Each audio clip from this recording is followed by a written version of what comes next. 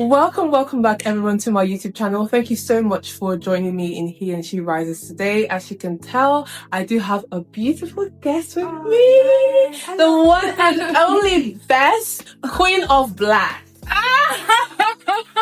You know, black makes you feel good. I don't know what it is. I try colour and it just doesn't. Unless it's a party, I'm like, I need black. I feel grounded. But like, it's something that you wear on a concert though. I just love it. I just feel so. Do you know what? It was an accident that I started wearing black when I was doing YouTube many years ago. Oh, I've got a little bit of a confession to make. So I used to hate it when I would wear clothes and people would be like, I'm talking something serious. Yeah. And girls would be like, I like your top, I like your shoes, So I just started wearing black. Yeah. And then I was like, oh, actually, I quite like this. So what's this like from a very early age? Yeah, no, like, I don't know, way before the pandemic. Yeah.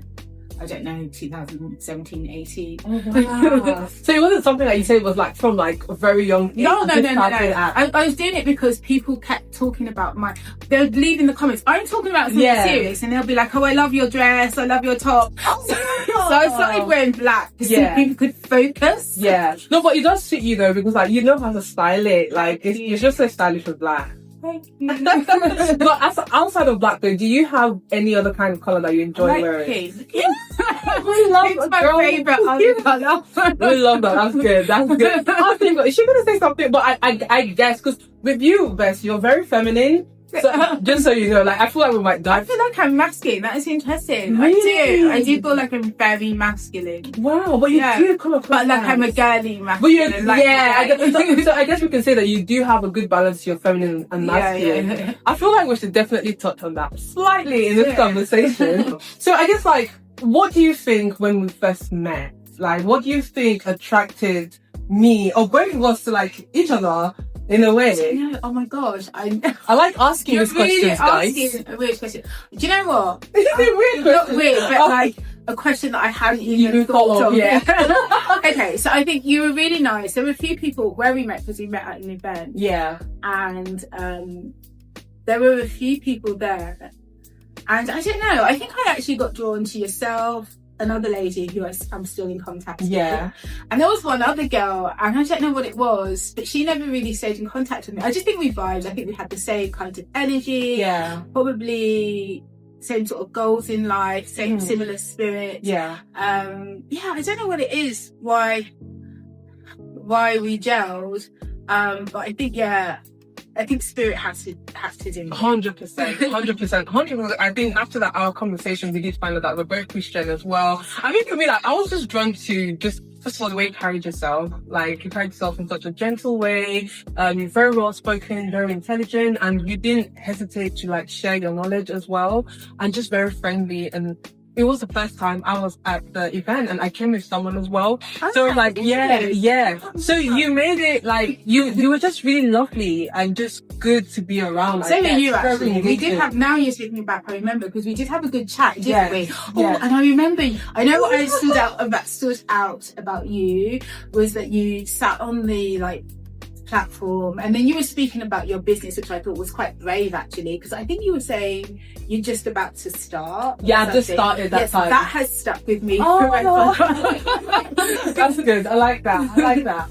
Okay, so like I guess like, because when we met, we were in a space where it was for a community for like-minded women, particularly women who are business-minded, into self-development, and just all about growing. So I guess like, when did you start attending that event, and what have you always been someone who like tends to enjoy networking, networking in the past, and like what would you say brought you to that place of like, I want to be around? I'm going to be really honest, like networking, I don't mind networking with people, but what I find really frustrating is you tend to go to these things and nobody wants to maintain any relationship afterwards. So it's like, preach! I just like really cannot be bothered. So for quite a while I never went to any networking events, because you go there and people are like, oh, buy from me.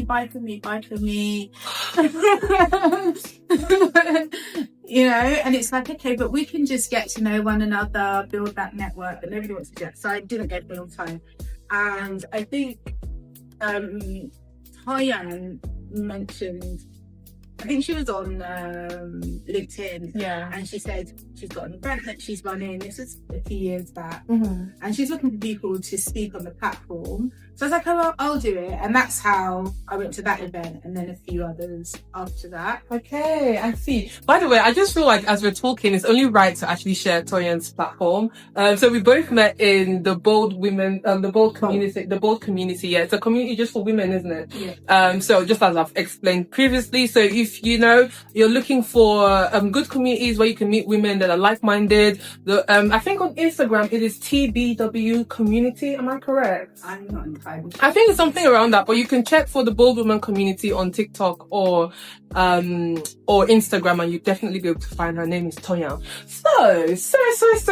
And of course, like, we then exchanged contact, and like your page was like, oh gosh, this girl is just like, and you know, the crazy thing is that your age, I'm not going to reveal your age, by the way, but like, when she said her age, I was like, you are the dream. Like, I'm sorry, I don't even mean to flatter you. I don't know you that well, but just based off like just your energy when I first met you, and like your energy on Instagram and the love that she shows, I'm not even about to have, we're not even ready for that conversation yet. We're going to get into that because I feel like we need to talk about, you've said so many things, there's so many things we need to pick apart.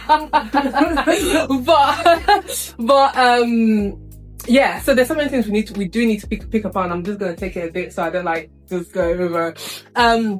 But anyways, like, as I said, I was drawn to your energy, and then like your Instagram page, and you know, you're into real estate, and I just felt like, wow, like at the age that you are as well, number one, you don't even look it, number one. Just how have you like built yourself up to this state? Like, you know, you're a woman of confidence, and I can tell that you have that self-worth and the way you carry yourself. Like, how did you come to this place? What age did this start for you? Did you like go through experiences that broke you, or that just introduced this powerful side of you? I think I've always been a fairly confident person. Confidence is that I'm not shy. I'm not a shy person. That's quite a deep, loaded question. So there's so many angles to it. Yeah. I'm not a confident person. I'm naturally confident. I'm not a shy person. That's one thing. But I think throughout life, we go through so many things. Yeah. I've been through so many things that you have to say to yourself, okay, wake up, grow up, get better, deal with life. I don't know what part. I mean, I did through so many things. Yeah. I think most recently, what has enabled me to be a bit more relaxed and calmer with life, it is something that I had to go through about 7 years ago. Wow. So just before the pandemic. And it all ties into this idea that I have always been a go-getter. Perhaps that was just the way I was brought up. So I've always believed that there's something I can achieve in life. Yeah.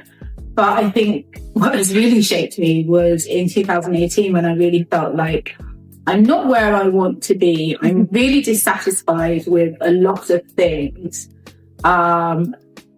Something's not quite right, so I need to change. And that's when I really did some deep sort of inner work to make me a bit more comfortable and calmer with life. Wow. Yeah, so that's where I'm here today. I think I'm still going through that stage of just letting go of just so much. There's so much that just doesn't matter to me anymore. Yeah. And you talk about this idea of like achievement. I think I'm less like that these days. So I'm less like, I have to do this, I have to do that, I have to do this. And I'm just like, okay, this is how I feel. This is what I want to do. And it sounds kind of que sera, but it's kind of like I'm going with the flow, or I'm just following my inner sat. I'm just not making life so deep anymore, because it can be quite frustrating.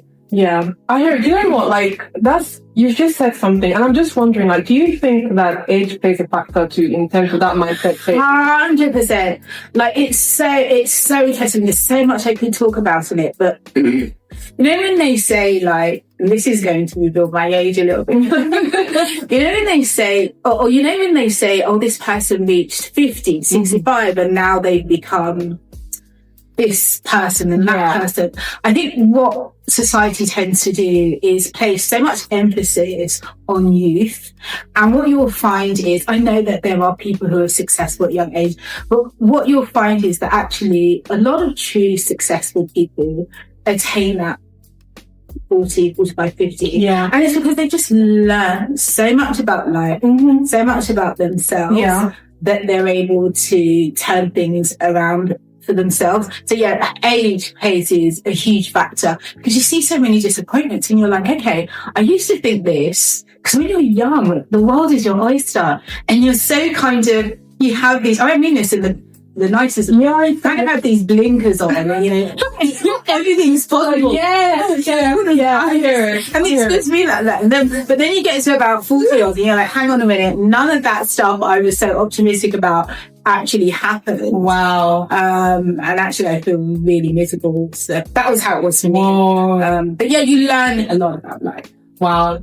That is so good, because you know what, I've had a thought recently, like, you know, because I'd love to believe that everything that I want, you know, to achieve, like, it's possible and that it can happen. And I because I'm a believer of God, I believe that with God, like, and for me, it doesn't even matter the age, as long as like impact is being made and like I'm being forged through that process, that's what matters.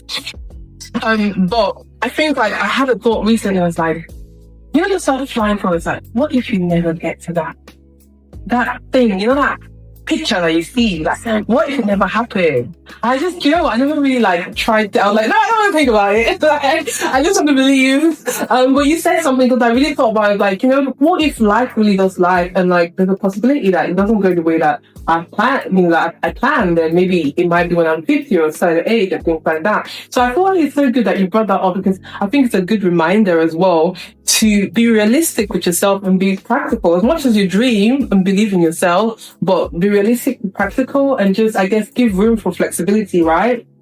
Because like you said, you just said that, you know, the people that, one of the most successful people in this life, they started at age 40, 50. Exactly. So that means like it's because I feel sometimes can feel like we're behind, and you know, in life and social media. Like, I think what happens is, and I don't know if I'll be able to express it well. Yeah. But I think what happens is we hold tight to this ideal of what life will be like, and it's not really our fault. It's what we've been conditioned. It's what our friends, our peers, everybody around us, our teachers, our parents teach us, that we should have a dream and we should fight for it and we should get it. And I think when you hold on to something so tightly, that's where the frustration goes. So we spend a lot of our time holding on and doing things for this grand vision or dream that we have, and that's what builds the tension, that's what builds the stress, the frustration. But when you kind of go, right, actually I can't see the future, it's difficult for me to put this as words, but actually I can't see the future. You know, it's really difficult for me to put into words, because it was a process that I went through. And I think I mentioned it on the day that I met you. I literally said, okay, I was feeling miserable. What do I want in life? And I came up with the usual silly things. You know, do I want, I say this all the time, Birkin bag, and I was like, no, I don't want any of that. I don't want any of it. There's something else that I want that's going to make my life better. So that was the beginning. That was 2018. So it started there, me realizing that I was sad and it didn't matter. Even if my vision came true, I would still feel sad in that vision. So something was fundamentally wrong. So then I had to go through the process, and I've kind of just let go of a lot of things. I'm rediscovering who I really am. And it means that now actually I can live my life walking in purpose, in divine purpose, in divine connection and unity with God, and not really being so clingy to the outcome. Oh, so good, So that's what kind of releases the pressure. This idea that I know things are going to work out because this is God's plan. Yes. So I don't have to worry about tomorrow. I lived the other day, I thought to myself, it's been a long time since I've lived in the future. I'm going to do this. I'm so grateful. It's not my own doing. It has been a big process, and I say that earnestly, that I am, thank God, I live very much in the present these days, and it's a much more peaceful place to be. So if you can get to that stage, I'm not saying there's nothing wrong with anything wrong with having a vision, but the way you hold the vision changes. So it's less about, I need to have a house, I've got to be married with 3 children, wearing this shoe, wearing blah, blah, blah. It becomes less about that. And it's more about, for me, discovering the God in me and letting that spirit work through me. So I'm less concerned with the outcomes, because it's not my problem anymore. Wow. It's like I've surrendered and I'm saying, okay, this is the gift you've given me. This is where my heart is pulling towards. So I'm saying, this is your calling. I'm doing what you called me to do. And so the vision is less for me, and it's less about the material thing. It's so much more about, how can I show up and serve? And I'm trying to spend more time learning to love, and not judge, and that's just a better way to live. I don't know if that's answered your question. But look, like, you've said so many things, and I'm like, I don't even know where to start from, but like, I feel like I do really want to start from the rediscovery part, right? You know, like you've talked about the mindset that you wear. So what would you say, like, your early 20s, were like, what was the mindset then? I've always been a go-getter. I've always been like, I'm going to do this, I'm going to be a millionaire, I'm going to blah, blah, blah. So it's really just very focused, and probably if you knew me then, and some people might say it about me now, but people used to say, you're a hard worker, I do a million things at one time, never get tired, I would just do so many things. I mean, part of the reason I've changed is you get to a certain age, you just can't do that many things. I was definitely go-getter. I don't think I am so much anymore. That doesn't mean I don't aspire. I think as human beings, we should all aspire to improve in our lives. But what I believe we shouldn't do is hold on to this desire or these illusions that we're fed that really come, and I get a bit political, but let's say it comes a bit from a capitalist society. That's one way of putting it. It's all, and I know this is really spiritual. It's all, feel free. Illusion. Can you unpack that? Can you please unpack I'm not there yet, but I'm not fully formed. I know I'm going through a change, but you just see life so differently, and there's things that people, and I say this earnestly, I don't mean to be judgmental or critical. I just observe the way people see life, and I just think, it's not real. None of it's not that real. And so what I have done, the transformation that I have done, is that instead of living my life from the outside in, using life to validate me, I've got a house, got a car, that means I'm great. I'm always living more and more now from the inside out. So I spend more time making sure I'm in tune with my energy, which I pursue to make sure it's in connection with the Spirit of God. So I'm always in tune with the inside out. So I truly believe in the kingdom being within me. And so if everything's within me is fine, that's all that really matters. If I feel good on the inside.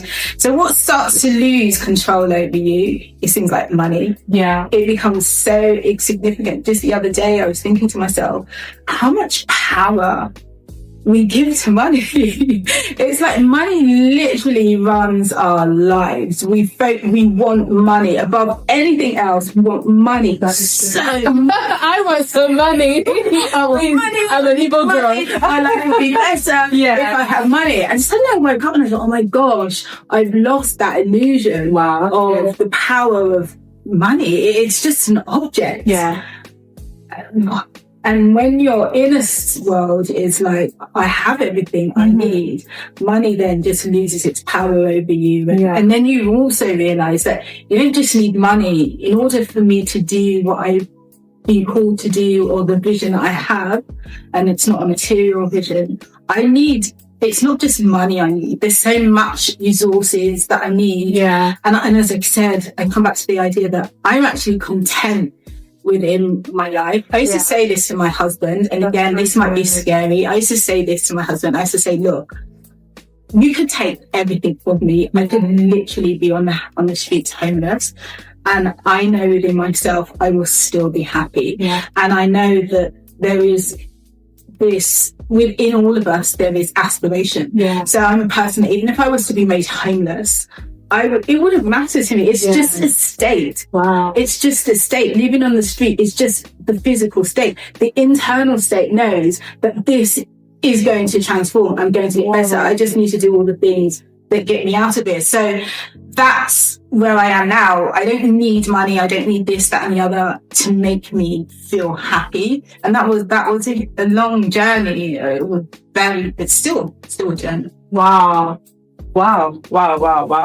I'm just thinking, because me, I like money. I'm sorry, like I want to write a blog about it. I know. you make the money. If you think about it, we put so much control and power into object money. Like, we make it, like, as I'm saying it now, we make it our God. We literally, if I had money, money would solve my problems. You know, you're saying this, and I recently had a conversation with someone the other day, and you know, this person keeps on saying they're content. I'm like, I mean, to be fair, like, they do look like they are, but then I don't know.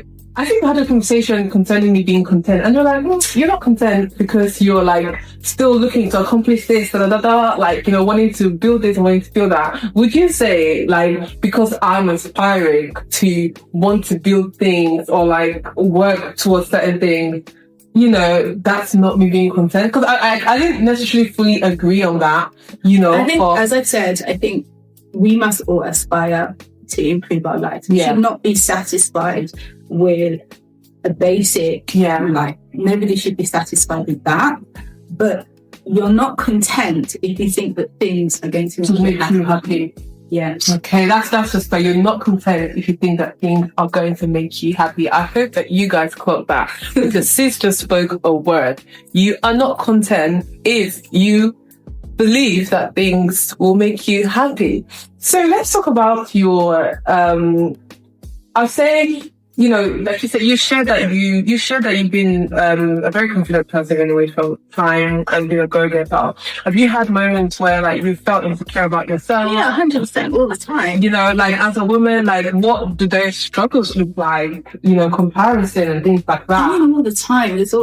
Probably less so now, but yeah. I mean, I went through a really horrible period during university, which was very, you know, don't know if I can bother to go into all of that. Recovered from that. But I mean, that made me quite insecure. Yeah. And then just upbringing as well. Yeah. Quite insecure. I've been through silly things as a teenager. So as a young kid, I was very much a daredevil. So I've been very naughty. Well, I wouldn't call myself a naughty. Yeah. I would describe myself as someone who wanted to do something and just decided to do it. I think most kids are like that. We're like, we want to do this. Well, I don't know. Some kids are good. Great. You kind of go-getting spirit from time. So I'm trying to find out if you were a naughty kid. I was. You don't want to hear it. Very rebellious. Yeah. So, there's a lot of things I've done in situations I put myself in that have obviously knocked my confidence. You just have to build it up. You all go through that, though, don't you? Yeah. You all go through How did you build that up, especially with that situation that you came out from? Like, what were the practical things that you did, or like you felt like you had to learn? I think the university thing was quite a significant point in my life. Yeah. So, I have always been much of a loner. And when I say loner, I don't mean in the sad, pitiful way, just in that I can get on with stuff myself. I don't really need to have friends. But I remember when I went into university, I kind of thought, all right, this is a time for me to change my persona, to be the bubbly sort of girl.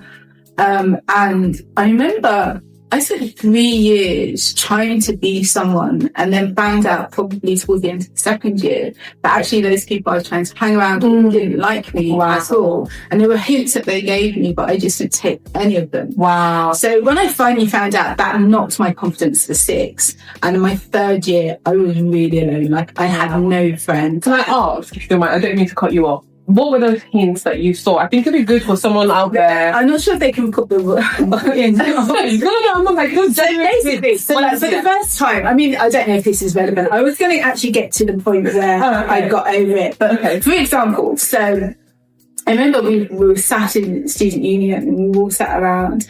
And before I came to uni, I'd had a friend, she's a really cool girl, really, really cool, a lot older than me. We used to go raving every weekend or whatever. And she used to say this thing. She used to say, cool as, right? So I thought, oh yeah, I'll adopt that. What that's the word, cool as. So like when we talk, and I would say things like cool as, and I didn't really at the time notice them sort of giving the side eyes. And then one of them, okay, I lit smoking and all that at uni. And one of them was showing me a pack of, I can't remember if it was Silk Cut cigarettes or one brand of cigarettes. And they were showing me that this branding on the cigarettes was 666 KK, not 666 KKK, which is a racist thing. And at the time, it didn't really sink in. I just laughed it off. But then over time, I began to realize that these people weren't my friends, and perhaps that person was showing me they don't like my kind of people. Do you know what I mean? But it didn't. And I would follow them everywhere. I was just happy to be around these people who I thought was cool, and I would show up everywhere. I mean, maybe I'm reading extra meaning into it. There may be a little bit of extra meaning I'm reading into it. I remember, because as I say, I remember I held a party and they came to that party, or at least one of them did. But I don't know whether they were kind of stringing me along. Maybe some of it was being nice and some of it was stringing me along. But definitely in the 3rd year, definitely in the 3rd year, I was left alone. I was on my own. And then I started to look back at things and think, maybe that's like add up. And maybe it was lots that I had to do. Anyway, not my confidence for 6. I went from someone who, again, stood quite confidently on my own to somebody who was now left alone. And although I could handle it, in university, it's hard for a whole year. So I left university, I met my husband, maybe, I don't know. I didn't have many friends after that. So I was doing a lot of things. I don't know what I'm saying. Confession time, guys. I was doing a lot of drugs. I was doing a lot of drugs at that time, more than all my friends. And a lot of my friends abandoned me as well. Like, they would literally come pick me up from my home and drop me at the drugs and all this kind of thing. And they just left me. I don't know whether they did that for my own good. They were like, look, if we don't stay away, she's not going to stop. So I left university. All my friends abandoned me, maybe for good reason. I was left alone. And then I met my husband. And I think my husband, I don't think he was intentionally trying to be cool to be kind. But it was kind of cool. Can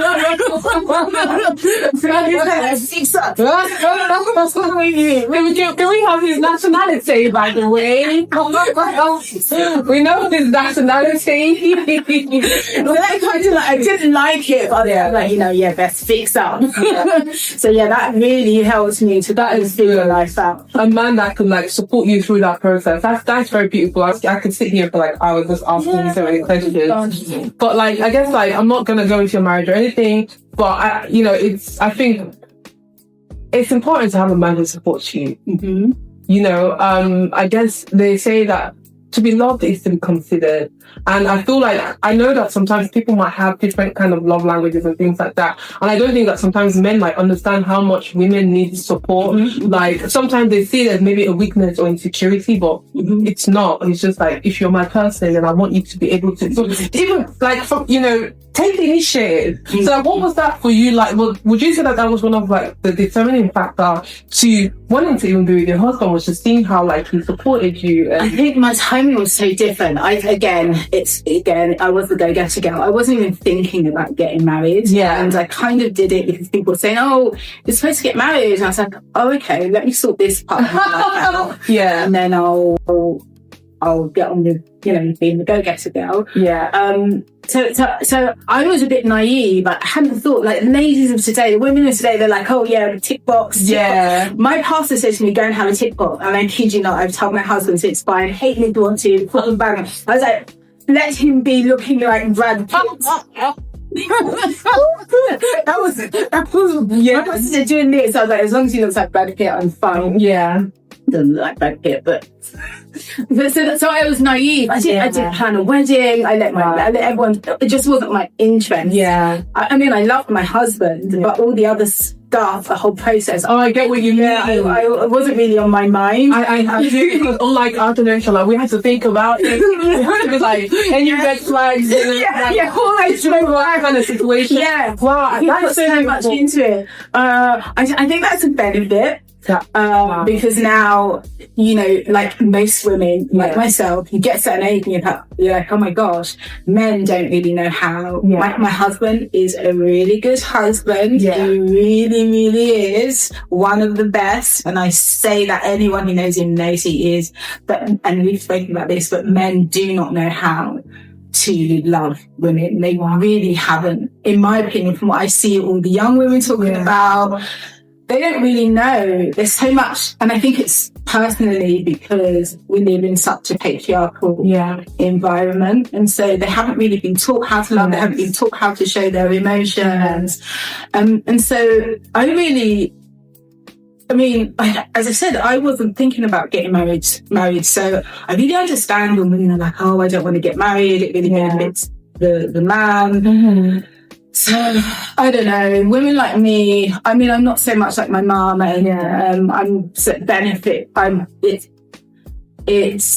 am fortunate that my husband is such a good man. Aww. But there are things that I see and understand about the world that I wouldn't be able to advise the women of today, but I would just say, I understand why women don't want to settle for less. Yeah. And I think you need to make that decision whether you want to settle or get married, but understand that sometimes some women make the decision, I don't want to get married. Yeah. I just don't. I'm happy. Marriage benefits the man. I'm not getting married. Yeah. But just remember that at 40, you wake up and say, oh, now I want to get married, and it gets harder for us. So thank you. That's such a truth. I feel like if there's one thing I'm learning when it comes, because I'm I feel the pain that women have gone through with men. I'm a very big advocate for wanting healthy relationships and things like that. But one thing I'm realizing, and we have to be realistic with the world that we do live in, like, that's why we have the Bible as a manual. Because honestly, how do I put this? For instance, like, there's some things, how like they would say like God's wisdom is foolishness to the world. Mm-hmm. And it really is fact, because when you go on social media, you see on social media like telling you, oh, if this man doesn't do this, he doesn't like you. He doesn't, and it's so much. I'm like, I've gotten so over him. Like, I don't want to see this anymore. Do you know what I mean? And it's like God is telling you, no, be patient. God is telling you, oh, be long suffering. I'm like, no, he doesn't deserve me. That's fine. He doesn't deserve me. And things like that. The women, I think the mums and the dads need to be bringing up their sons. Exactly. But it's still hard. Like, the sons, they're listening to the podcast, they're listening to their friends, they're listening to the music. We live in a patriarchal society. So my only hope with my son is that the little that I do teach him is it sinks in, and he wakes up and he becomes a man who knows how to love and support. I only hope. Well, do you know what? And because like your intention is there, I believe that's the I hope. So someone else told me that the other week, that look, as long as your intention is there, you will wake up one day. Honestly, beautiful. Oh my God. Honestly, Bess, I really want to like just talk more, but we don't even have time, to be honest. But he and She Rises has a gift for you. You're sure you can. You're jumping me. I got gifts. I got gifts. Oh my gosh, this is so cool. You're gonna open it, don't worry. No problem. Oh wow, this is nice. Thank you. So I hope you enjoy your gift. I hope you enjoy your gift. And thank you so much for coming. Thank you for having me. Hey everyone, so I just want to say thank you so much for listening to today's episode, and that you've really, really enjoyed, the conversation with Bess. Like I've been saying to her, like, throughout the video, I feel like there's so much to unpack, and I really would love to have her back. There's so much to talk to her, but we've not just gone to the deep. You get we've been swimming in the safe. But I guess it's a good way to start out, and at least you do have a feel of what it's like, and that you feel comfortable. But honestly, thank you all so much for watching, and please do not forget to comment, like, and subscribe, and also share this video. Can you please share your social media, by the way? It's Bess me. All my social media is Bess me. LinkedIn, TikTok, and Instagram is mostly where I am. I'm trying to do my threads more these days, but my website as well, bessadvice.com. Amazing. I hope you got that. So make sure you do follow her and support. Bess is a great supporter. Yes, I was going to say this in the beginning, like from the very first day I met Bess, like till, exchanging social media contacts, like she's so big on supporting, just showing love, and it's just really nice and very refreshing. Your support as well. To have the spirit like yours. Thank you. I love your messages. I love your. You know what? When every time, I don't know if I can say it. I don't want to diminish it. Yeah. But you have really. There's something you say which I didn't know, that I think, oh wow, every time you said that, that's it seems so genuine to me. So no, I really mean it. Yeah, definitely. You know what? I don't like to flatter, because I do know that I do know that I do have this freedom of encouragement, and I love when people are expressing themselves in ways that need to be expressed. Like, you give people their flowers. You're not gonna die. You get what I mean? Like, you give people their flowers. It's as simple as that. So, like, for me, I know when it's a thin line between flatter. I know that I don't want to start flattering anyone. So you too. Yeah. The same way you say about me, I really appreciate seeing you on my socials and the little things you say. I'm like, oh wow. Well, give us a hug. Thank you. It has been.